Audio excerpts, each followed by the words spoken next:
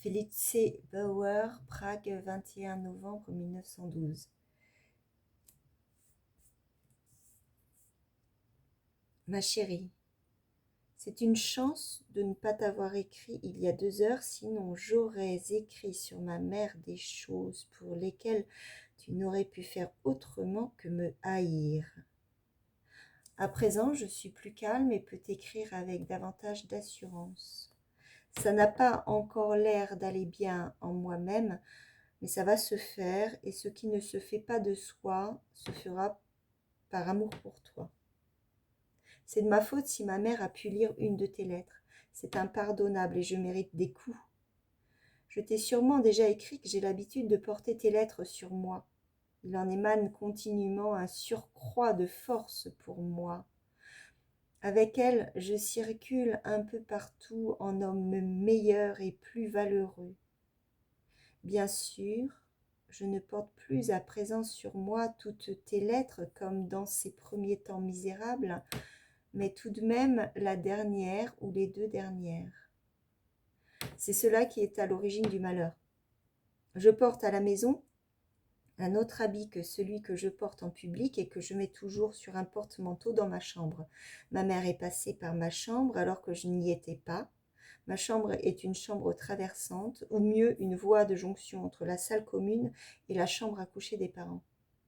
Elle a vu la lettre chatoyer dans la poche intérieure. La sortie avec l'indiscrétion de l'amour, l'a lu et t'a écrit. Son amour pour moi est aussi grand que son incompréhension à mon endroit, et l'absence d'égard qui passe de cette incompréhension à son amour est très probablement encore plus grande, et pour moi parfois complètement insaisissable. J'ai considéré tes lettres d'aujourd'hui comme un tout, et tes conseils concernant la nourriture et le sommeil ne m'ont pas particulièrement déconcertée, ce qu'en réalité ils auraient dû faire, puisque je t'ai déjà écrit combien je suis heureux d'avoir trouvé mon actuelle manière de vivre, qui est la seule solution à moitié satisfaisante aux contradictions dans lesquelles je suis obligée de vivre. Mais quand Max a aujourd'hui, en ma présence, fait allusion, même très discrètement, à la conservation des lettres et au fait que les affaires ne sont jamais à l'abri de ses parents, les recherches et les investigations de son père dans tous les recoins des chambres, je les connais déjà presque rien que pour les avoir observées. Alors, j'ai fait le lien entre ces remarques et toutes celles qui en relèvent dans tes lettres d'aujourd'hui, car tes lettres étaient pour moi, cette fois aussi comme toujours, tout aussi présentes à mon esprit que l'expression du visage de la personne à qui je m'adresse. Et bientôt, je savais non pas tout, mais assez pour contraindre Max à tout me dire. Je ne peux pas te prier de me pardonner, car comment pourrais-tu, même toi, si pleine de bonté, pardonner cela? Cette faute, je vais la garder et la porter partout avec moi.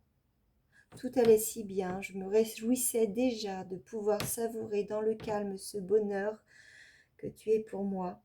J'ai déjà vu dans ta remarque à propos des vacances de Noël une espérance infinie, à laquelle, dans ma lettre de ce matin et dans la saleté du bureau, je n'ai même pas osé toucher. Et voilà que ma mère s'est encore mise en travers. J'ai toujours perçu les parents comme des persécuteurs. Jusqu'à il y a 1 an environ, j'ai été à leur égard, comme peut-être à l'égard du monde entier, aussi indifférent qu'une quelconque chose inerte. Mais ce n'était pas de la peur, mais ce n'était que de la peur, de l'inquiétude et de la tristesse réprimée, à ce que je vois maintenant. Les parents ne veulent rien que vous tirer vers le bas, vers eux, vers les temps anciens, d'où on voudrait remonter en reprenant son souffle. C'est par amour qu'ils le veulent, bien sûr, et c'est justement ce qu'il y a d'effroyable. Je m'en tiens là, le bas de la page est un avertissement. Ça va finir par être trop violent. À toi, à toi, à toi. Le 21 novembre 1912. 6 juin, une photographie de moi. J'avais peut-être 5 ans. L'air méchant était alors un jeu. À présent, je le tiens pour une gravité secrète. Mais il faut que tu me la renvoies. Elle appartient à mes parents qui, justement, ont tout et veulent se saisir de tout. Et c'est justement aujourd'hui que j'ai dû t'écrire au sujet de ma mère. D'ici à ce que tu me la retournes, je t'en enverrai encore d'autres, et pour finir, une mauvaise, inutile, actuelle, que tu pourras garder si tu veux. Je n'avais sans doute pas encore 5 ans sur cette photographie, peut-être plutôt 2, mais cela tu sauras en ta qualité d'ami des enfants, bien mieux l'évaluer que moi, qui préfère fermer les yeux devant les enfants. Franz. Pour te demander une photographie de toi ou te demander de me prêter une photographie, c'est bien sûr justement là l'instant le plus inadéquat. Simple remarque.